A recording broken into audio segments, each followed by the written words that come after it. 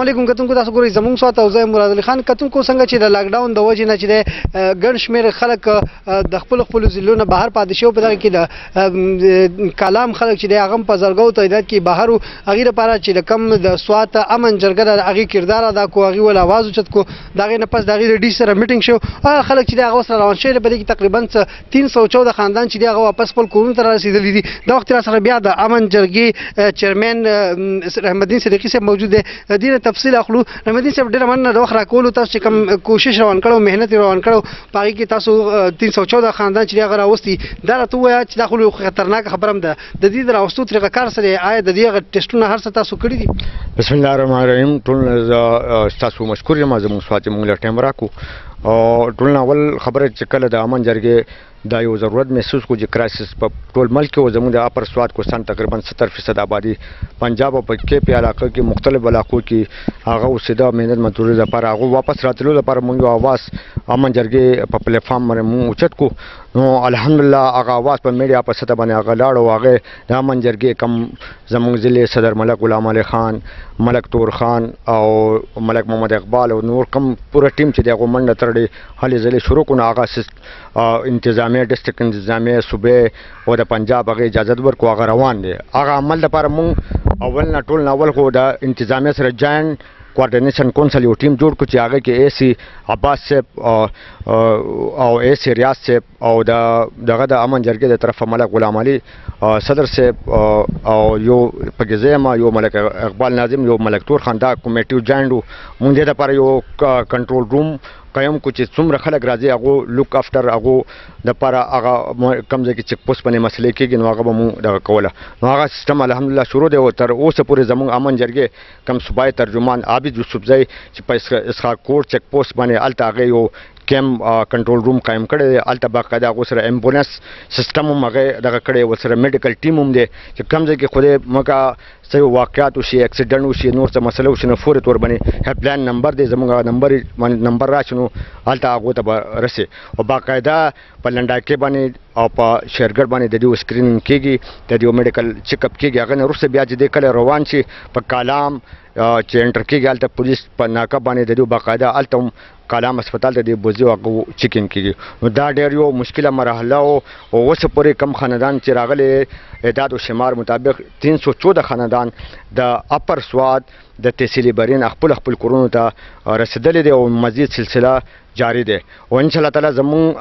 صوبې موږ چې کوم خپل نیټ ورک جوړ کړو هغه نیټ ورک د پنجاب کې زموږ امن جرګې فوکل پرسن هغه ولاړو بیا په مردان کې زموږ امن جرګې فوکل پرسن بیا په اسحاق کوټ کې امن جرګې فوکل پرسن بیا په سوات کې لنډاکې کې بیا هغه نه بره بهرین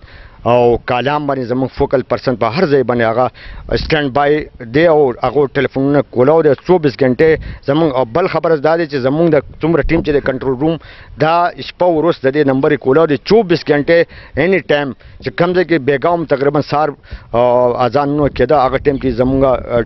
څومره چې ګاډي راتله نو بیګا په شپې کې 50 ګاډي درګۍ په چک پوسټ باندې بر پاسو هغه ورسېده ډېره مننه زموږ سره غلام علي صاحب هم موجود دی غلام علي صاحب ډېره مننه ستاسو د وخت راکولو دا راته ووایي چې دا خلک چې کوم بهر پاتې شوي تاسو ډېر ښه کردار ادا کړو غره روان شوي دي تاسو وایئ چې 314 خاندان چې هغه د وخت رسېدلي خو دې کې زیاتره د تبلیغي حضرات چې دي هغه هم پاتې دي آیا په دې باندې هم تاسو سوچ کړی د هغې لپاره به هم څه قدم اوچتوئ که نه؟ مراد به ټول نول خو د زموږ سوات ډاټ کام ډېر شکریا ادا کوو تاسو زموږ سره په دې مسله کې ټایم په ټایم تاسو موږ له کوریج راکوئ تاسو ډېره مننه څنګه چې تاسو ته پته ده چې دا یو ډېر لوی تعداد باندې خلک وو تقریبا 80,000 خلک وو نو د هغې فردن موږ هغه پوه کولو باندې یا ټلیفون باندې هغه ډېر ګران وه نو ځکه موږ تاسو د میډیا یوز کوو چې هغو ته په ایزیلي دا پیغام رسي او هغه دغه کړي څنګه چې تاسو ته پته چې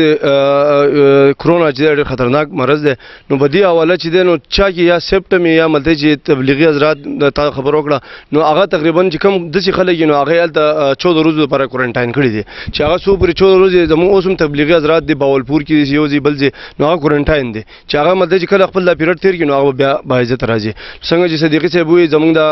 314 خاندانونو دا ډېر په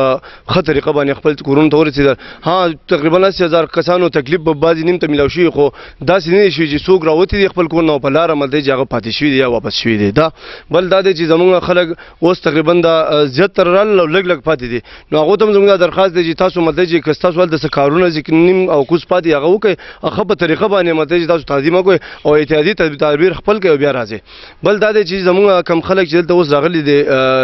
مطلب چې کالام ته هغو مین یو خبره زه تاسو ته کوم چې هلته پنجاب کې هم هغه بېروزګاره شو هغه مزدورۍ دپاره ځي اوس چې هغو کالام ته راغلي نو کالام کې خو تاسو پوهېږئ چې ټوریزم ایریا ده او د ټوریزم نه علاوه مطلب چې هلته لږ ډېر چې دی هغه اګریکلچر باندې کار کوي نو هغې مکمل چې دی بېروزګاره شوي دي دا خلک چې اوس هلته راشي نو هغو له پکار ده ګورنمنټ له اوس ګورنمنټ چې کومه پالیسي ده هغه خو تقریبا چې اوسه پورې خو هېڅ هم نشته مخکې پکار دی چې دی هر یو خاندان د کالام اتروړ تحصیل بیرین ځکه چې خلک انتهایي غریبانان دي هغو له پکار دی چې راشن هر یو کم فیملی مستحق هغو له ورکړی شي بل مونږ چې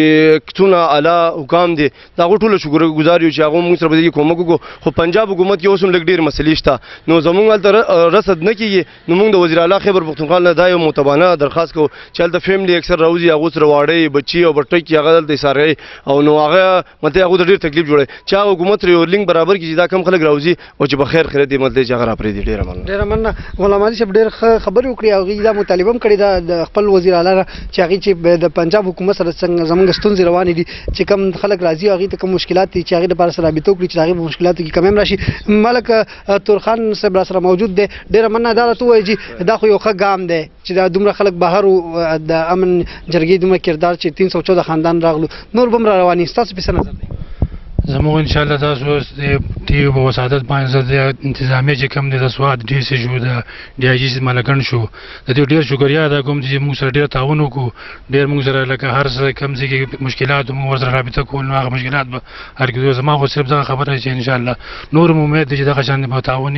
او د خلکو خبر ټولو کورونو ته به رسي انشاءالله ډېره مننه رحمتي صاحب زه چونکې پنجاب غلام علي صاحب خبرو کو ډېر زیات موږ ته به شپې هیلپ لاین ته به نمبر راتله او شپې په روات کې په اسلام آباد کې په ګجراوال کې مختلف علاقو کې هغه چې پښتون باندې ډېر سیاله ډېر غلط رویه د پنجاب پولیس دغه نو ان شاء الله تعالی هغه د لپاره مونږ کم جاینټ زموږ انتظامیه سره جاینټ کمیټي دی چې هغه کې ایس عباس صاحب ایس ریاض صاحب ډي سي سوات په خپله دا هینډل کوي او هغه ته مونږ دغه وکړو نو په افیسیلي طور باندې پنجاب آی جي سره رابطه شوې دی هغه بیا په کنټرول روم باندې ټول پنجاب څومره چې ایریا دی هغو ته ویل چې دې خلکو دپاره اساني وکړي بل زه یو دا اهم خبره کوم چې په دې مشکل په دې مرحله کې موږ سره خصوصا ډي سي سوات انتظامیه د طرفه بیا کله چې دلته هغه چیک پوسټ شرګړ باندې لږ مسلې پیدا کېده بیا موږ ډي آی جي ملکن صاحب اعجاز صاحب سره میلاو شو بیا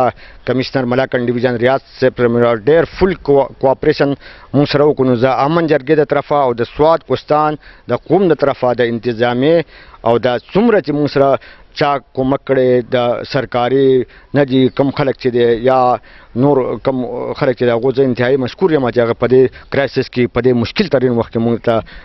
اوسه پورې چلېږي زموږ کوارډینیشن کم کونسل چې دی یو بل سره اني ټایم په شپې یو بجه هم زموږ رابطه نو انشاءالله تعالی زه یو پېره بیا د ټولو مشکور یم ډېره مننه کتونکو دا و د سوات د امن جرګې ممبران د هغې خبره تاسو واورېدي دې دغه یو غوښتنه ضرور کړې ده چې کم خلک د کالام نه چې راغلی دی او د کالام خلک چې ټول روزګار چې دی هغه په سیاحانو باندې تاسو وینئ چې کالام چې دی هغه د ټولو په ټولو ملک کې تقریبا چې د هغې ښایست چې دی هغه په ټولو دنیا باندې ښکاره دی دغه وجه چې خلک به ټول هلته راتلو او په دغه د خلکو په راتلو باندې چې د هغه ځای خلکو چې دی هغه ګزاره به کېده اوس دا خلک بلکل بېروزګاره دی هلته چې کوم خلک به د خپل د علاقې نه بهر په کار هغه هم بېروزګاره شوي راغلي په کورونو کې ناست دي نو دوی دا هم مطالبه کړې ده چې د هغې د خوراک څښاک دپاره چې کوم ګامونه پورته کړي کېږي هغې کې انتظامیه خپل کردار ادا کړي تر دې دمه خپل قربان مراد علي خان له اجازت وکړئ د الله په امان